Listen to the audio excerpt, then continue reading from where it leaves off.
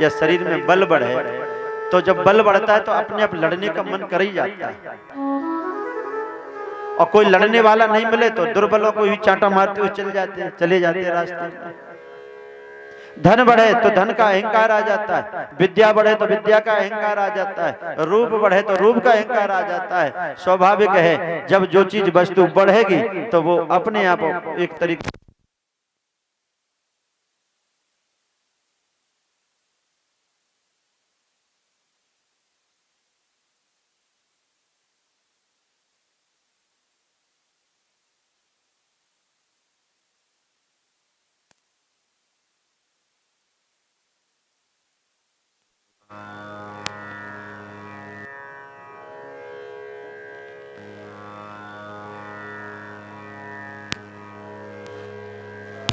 हरि लाल की जय।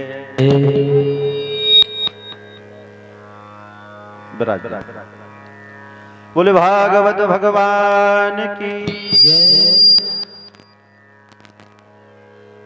जय। राधे राधे गोविंद गोविंद राधे राधे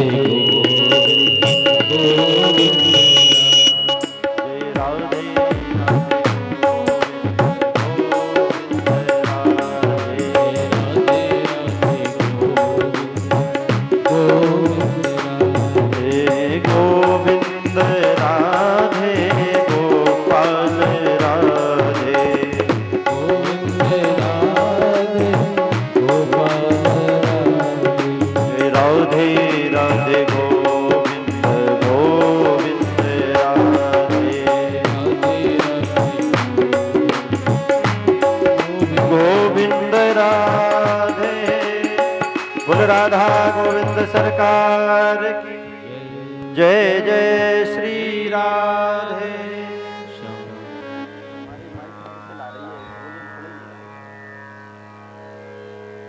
आज जैसे ही हिरण्याक्ष ने भगवान वाराह को देखा, अच्छा अब किसी से अगर लड़ाई लेनी हो तो उसमें ज्यादा समय नहीं लगता। प्रेम करना हो तो प्रेम में तो समय लगता है, लड़ाई में ज्यादा समय नहीं लगता। किसी ने पूछ लिया तुम कितने भाई हो, बोले 3 हैं, अब लड़ना है अगर तो बोले 4 होती तो क्या कर लेते। किसी ने कहा कैसे बैठे हो, थोड़ा बात करने की इच्छा हुई, बोले बैठे हैं क्या, बोले तुम्हारी इच्छा हो तो उठ जाएं यहां से। ये बाणी ही तो है, लड़ने के लिए ज्यादा नहीं कुछ करना पड़ता है, स्वाभाविक है द्वेष हो ही जाएगा। दूर से ललकारा है आज हिरण्याक्ष ने, अरे शुकर कहां इस पृथ्वी को चुरा करके अकेला अकेला भागा जा रहा है, मुझसे युद्ध कर। सत्यं वयं भूपन गोचरा मृगा युष्मद विधान मृग ये ग्राम सिंहान न मृत्युपाशै प्रतिमुक्तस्य वीरा विकथनो तव गृह्णात भद्रः। अच्छा अब जैसे को तैसा भगवान उत्तर तो दे ही रहे हैं 12 भगवान से। और जैसे हिरण्याक्ष ने कहा सूकर कहां भाग रहा है, वन में विचरण करने वाला पशु, तो भगवान ने बड़ा सुंदर उत्तर दिया है, अरे हम सही कहा तुमने, सही पहचाना, हम पशु हैं पर तुम्हारे जैसे ग्राम सिंहों को ही खोजते हुए घूम रहे हैं। संस्कृत की भाषा इतनी पवित्र होती है, इतनी अच्छी लगती है। अच्छा ग्राम सिंह किसे कहते हैं, अगर किसी साधारण व्यक्ति से कह दो आप तो ग्राम सिंह हो तो वो सोचेगा कि ये हमसे बोल रहे हैं गांव के शेर हैं हम, पर ग्राम सिंह कहते हैं कुत्ते को। तो भगवान ने ऐसे नहीं कहा कि तुम्हारे जैसे कुत्तों को हम खोजते हुए घूम रहे हैं, तो क्या कह रहे हैं, तुम्हारे जैसे ग्राम सिंहों को खोजते फिर रहे हैं। अब हिरण्याक्ष को बड़ा क्रोध है, अरे हमसे कुत्ता कहता है, अब तो मैं नहीं छोड़ूंगा। पीछे जो है हट करके इसने गदा को संभाला और भगवान से युद्ध करने के लिए तैयार हो गया। अब दाढ़ों पर है पृथ्वी, पृथ्वी कांप रही है, पृथ्वी तो भयभीत है। अब हिरण्याक्ष से युद्ध भगवान कर रहे हैं, पृथ्वी भयभीत है। युद्ध करते करते 12 भगवान के श्रीअंग से पसीने की कुछ बूंदें पृथ्वी पर टपकी हैं, गिरी हैं, तो वहीं से भौमासुर की उत्पत्ति हुई है। भूमि का पुत्र भौमासुर है और इसलिए बिना भूमि की आज्ञा के भगवान ने इसका वध नहीं किया। क्रोधित हो रही है ना, उस समय काल समय ठीक नहीं है, इसलिए वो राक्षस प्रवृत्ति का हो। युद्ध करते करते भगवान से जैसे ही ब्रह्मा जी ने कहा रात्रि हो रही है, जल्दी करो, इन दुष्टों का बल रात में ज्यादा ही बढ़ जाता है, मार दो। भगवान ने इसका उद्धार किया, पृथ्वी की स्थापना करी है। और जैसे अपने शरीर को भगवान ने झड़कारा है, भगवान बारह है कि शरीर से जो रोमे गिरे हैं उन्हीं से कुशा की उत्पत्ति हुई है। बोले बारह भगवान की।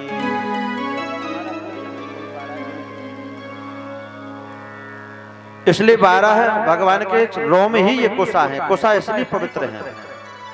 घर में सूर्य ग्रहण चंद्र ग्रहण जब आते हैं ना तो कहते कोई सामग्री खराब नहीं हो जाए, कुशा डाल दो।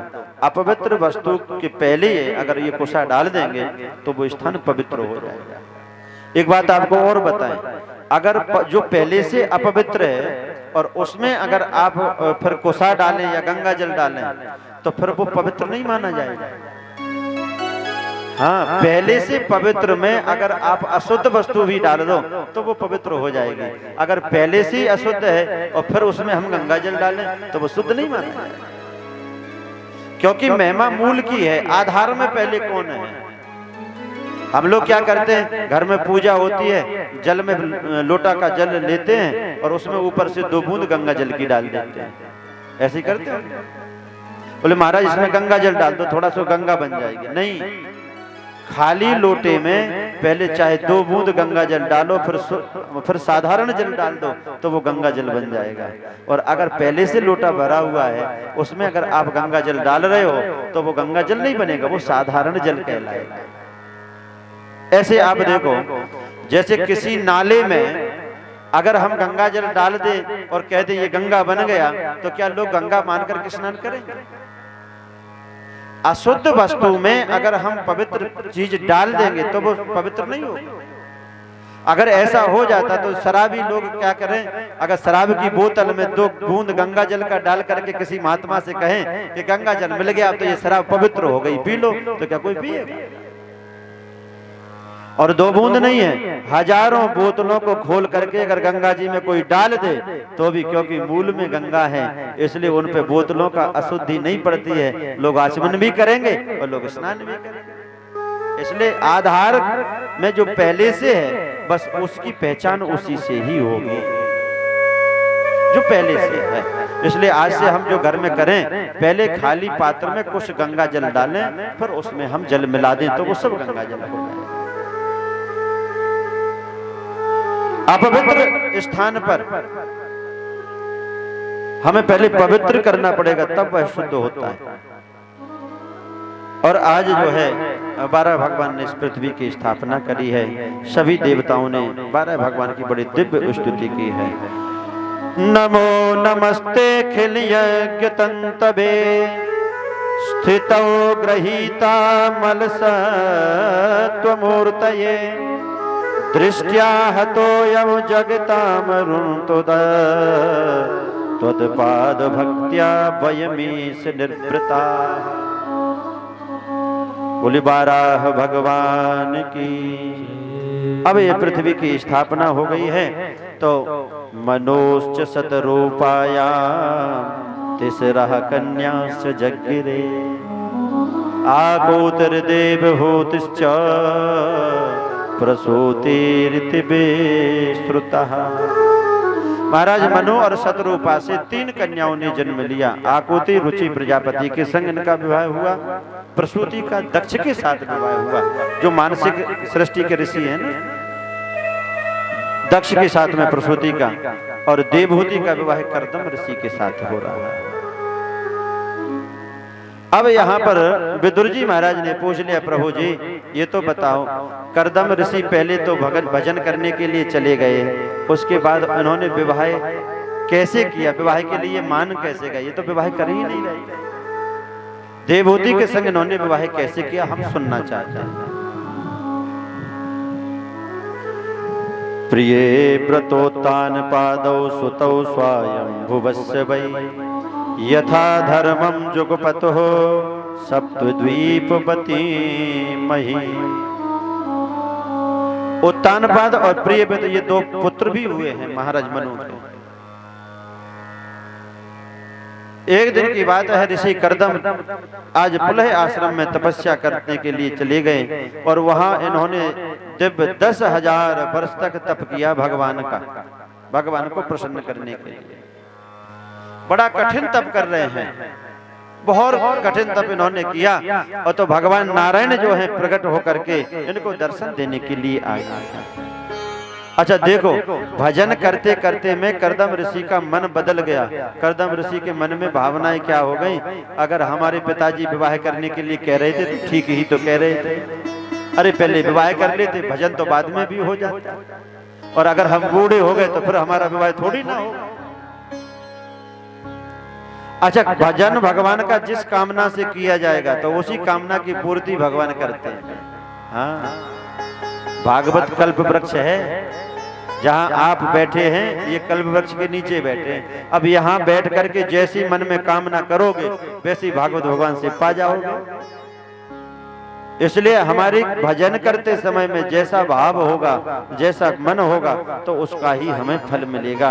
कभी कभी क्या होता है कि क्रिया देखने में तो अच्छी होती है लेकिन अंदर से उसकी भावना ही खराब होती है। मानो अगर कोई माता भोजन बना रही है रसोई में, तो लोग देखने वाले क्या कहेंगे, ये तो अच्छा काम है, भोजन बना रही है, बच्चों को खिलाएगी, पति को खिलाएगी। और अगर उसका भाव सही नहीं है, हो सकता है कि उसी भोजन में जहर मिलाकर के किसी शत्रु का इंतजार कर रही है, वो आए और मैं जहर दे दूंगी और जहर दे करके मार दूंगी। तो क्रिया तो देखने में अच्छी हो रही है, भोजन बन रहा है, लेकिन भाव गलत है। आज भजन करते करते कर्दम ऋषि के भाव बदल गए। भगवान इनको दर्शन देने के लिए सामने आ गए। तथा सचाहं परिबोधु कामः समान शीलाम ग्रह मेध धेनु उपेयिवान मूल मशेष मूलम दुराशयः काम दुदांग्रिपस्यः। वो लक्ष्मी नारायण भगवान की जय। आज जैसे ही भगवान सामने खड़े हैं, देखो भगवान सामने हैं, तो पहले कर्दम ऋषि ने भगवान की दिव्य स्तुति करें। प्रभु आपके दर्शन तो बड़े सौभाग्य से मिलते हैं, बड़े बड़े योगियों को जो योग साधना से आपके दर्शन होते हैं, आप पधारे हैं, आपकी बहुत बड़ी कृपा हमारे ऊपर। भगवान बोले वो बात तो बाद में कर लेंगे, पर ये तो बताओ कि तुमने हमें बुलाया क्यों। भजन का अर्थ ही भज धातु से भजन शब्द बनता है। किसी भी व्यक्ति का चिंतन ज्यादा करना है। नाम हम किसी का ले रहे हैं तो किसी दबाव में थोड़ी नहीं ले। बताओ, कोई किसी के दबाव में नाम थोड़ी ना होगा, नाम प्रेम में हो। कुछ माताएं बड़ी बूढ़ी हमसे बोली एक जगह, महाराज माला को घुमाने के ही नाम भजन है कि कुछ बोलना भी पड़ता है। हाँ, वो बड़ी सीधी सच्ची थी, उन्होंने सोचा कि शायद माला को घुमाते रहो बस यही भजन हो जाता है। हमने कहा ये भजन माला घुमाने को नहीं कहते, तो अरे मन में भगवान का नाम जितनी बार लो उतनी बार बस मन का आगे बढ़ा दो, वो भजन है।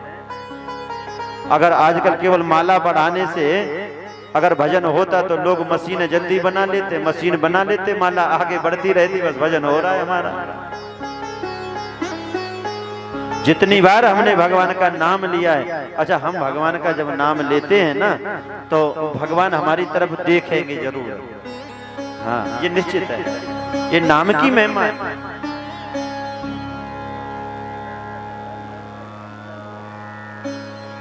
अच्छा ऐसे ही लगा लो, नाम पूर्ण सत्वगुण युक्त क्यों है भगवान का नाम, इसमें केवल सत्वगुण ही सत्वगुण है।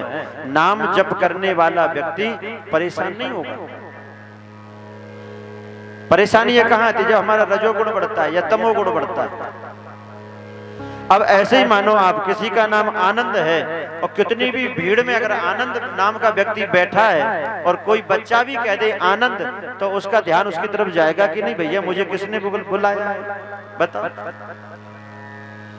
कैसी भी गहरी नींद में सो रहे हो, अगर कोई हमारा नाम लेकर के हमें बुलाए तो भैया नींद में हम सुन तो लेते, हमें कोई बुला रहा है। तो ऐसे ही है, राम ले चाहे कृष्ण ले, भगवान का नाम है, धीरे ले चाहे चिल्ला करके ले, तो भगवान सुनते तो होंगे कि मुझे कौन पुकार रहा है।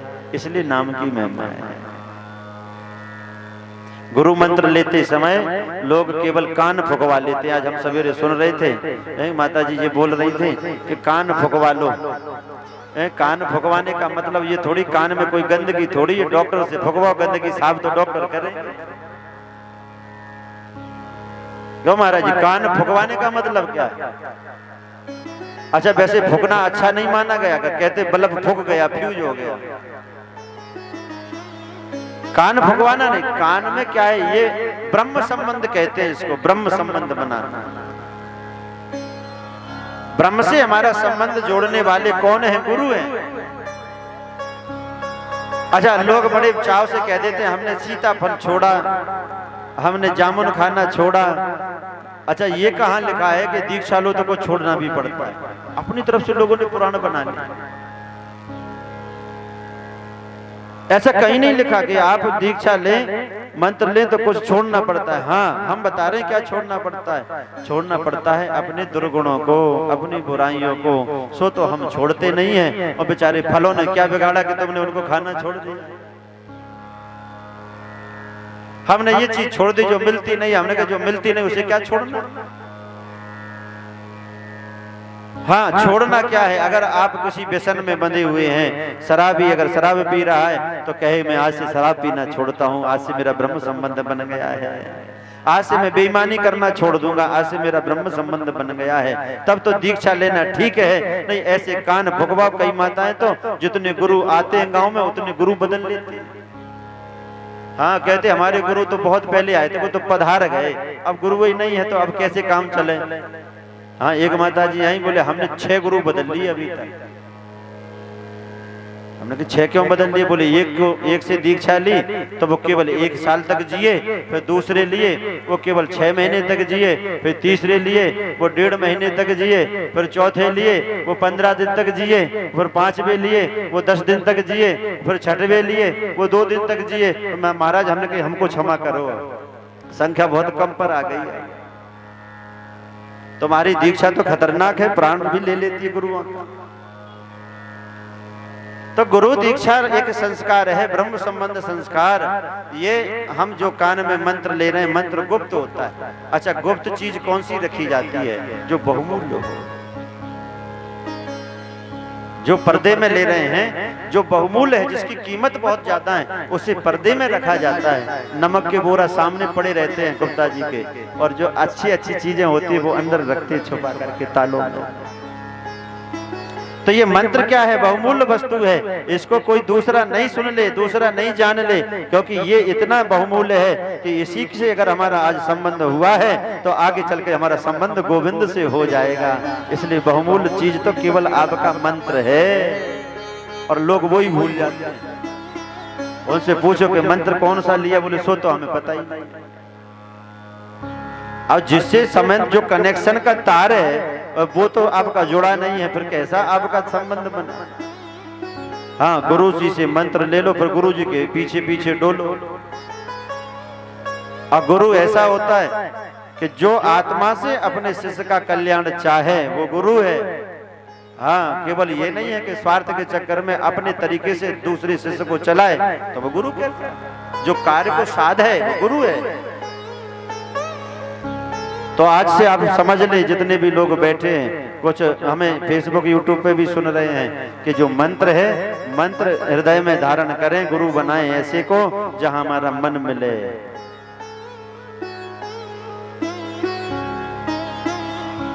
कहते ना पानी पियो छान कर, गुरु बनाओ जान कर।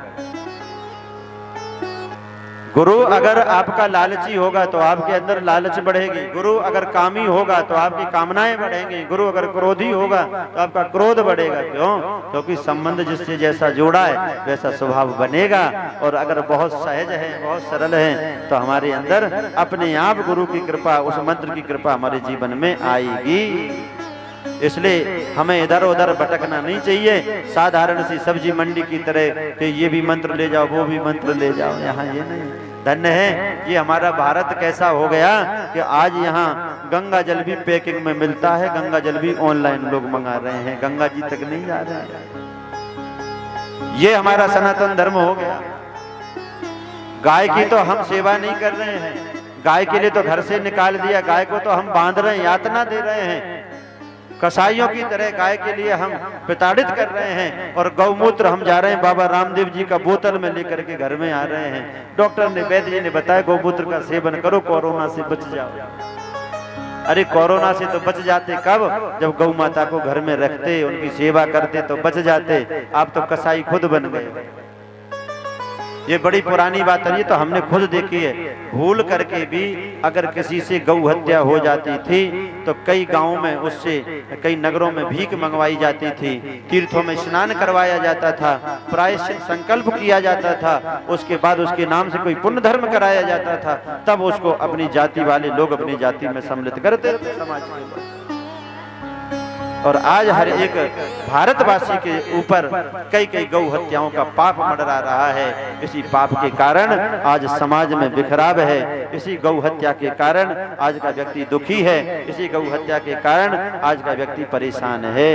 मूल में गौ है, इसने, हमने गाय को पाला नहीं तो हमारे लिए मारने का अधिकार किसने दिया? हम कई जगह देखो, हाईवे पर गौ माता ऐसी बैठी हैं, ट्रक वाले चढ़ाते चले जा रहे हैं। अरे कैसे हम हिंदू हैं, कैसे हम सनातनी हैं? अपनी माँ को, माँ तो केवल महीने, 2 महीने, साल, 1.5 साल हमें दूध पिलाती है, तो उससे वो हमारी माँ कहलाती है। गौ माता जीवन भर हमें दूध पिलाती है, फिर भी हमने उसके एहसान को नहीं माना। और आज हम इतने निर्दयी हो गए, अगर 10 घर हैं, 100 घर एक गांव में, एक एक गाय रहेगी तो 100 गाय दिखती नहीं है, और 100 के 100 छोड़ दी जाएं तो झुंड बन जाती है। एक चीज और बताएं हम, गाय की एक कमजोरी है, गाय स्वभाव से मनुष्यों से बड़ा स्नेह करती, बड़ा प्रेम करती, स्वामी भक्ता होती है गाय। आप गाय को कितना भी भगाओ, कितना भी मारो, लेकिन वो वहीं आएगी आसपास जहां मनुष्य दिखाई दे रहे होंगे। वो वन पशु नहीं है, पशु है ही नहीं, वन में नहीं रह सकते। अगर ऐसा हो सकता तो जंगल चली जाती।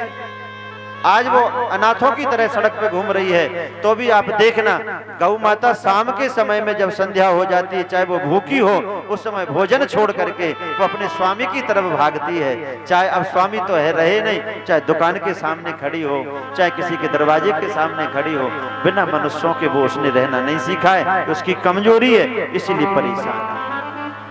और हम इतने निर्दयी हो गए हैं कि जो हमारा अच्छा ही अच्छा चाहे, जिसके गौ के मूत्र में सरस्वती का निवास है, गाय के गोबर में लक्ष्मी का निवास है, तो अब हम फिनाइल डालने लग गए हैं कीटाणुओं को मारने के लिए। लक्ष्मी घर में कहां से? शुभ कार्यों में पहले गाय का गोबर मंगाते थे, चौका गाय के गोबर से लगाया जाता था। आज बताओ, भागवत की कथाएं हो रही हैं, कहां गाय के गोबर से चौका लग रहे हैं, कहां पूजाएं हो रही हैं? पूजन में गोविंद